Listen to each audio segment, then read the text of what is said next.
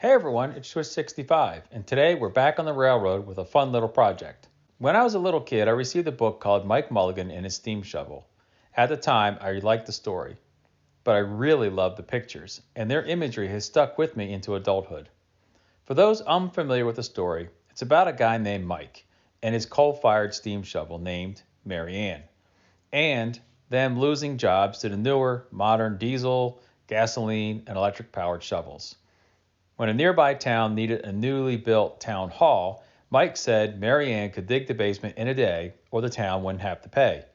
He did the job in a day, but neglected a ramp to get the shovel out. The solution? Convert Mary Ann to the building's new coal-fired boiler.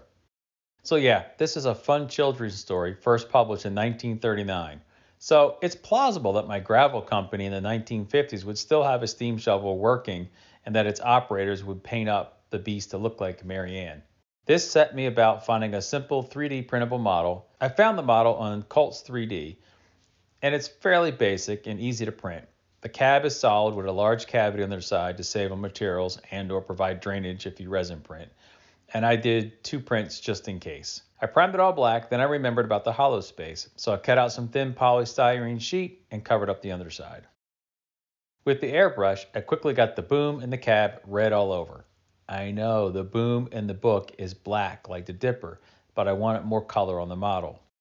So you forgive my little artistic license. The roof I left black so I could paint it in gunmetal metallic. The dipper, or shovel in modern parlance, was left flat black. The eyes were freehand painted with aged white paint and a dot of black. As for the caterpillars, I hand painted the track plate red and dry brushed all the links in that same gunmetal color used on the roof. I decided to mirror this image from the book. Once the pose was established, I was able to start on the cable rigging, which I kept pretty simple to match the model design. I just used some embroidery thread that the wife had left over from one of her craft projects. At this point, the model was complete, but since I haven't yet completed this section of the layout, where the gravel company is going to go and thus the steam shovel will be headed there, I just used some blue tacky tape to hold the tracks onto the cab for pictures. Oh, and I also had the original test print, so I painted that up in yellow and gray. Both will be glued up once I determine the swing angles needed and when I find a home for Mary Ann and her friend in the layout. Thank you for coming along on this journey back in time to my boyhood memory lane, and if you enjoyed the video, please consider a like and subscribe.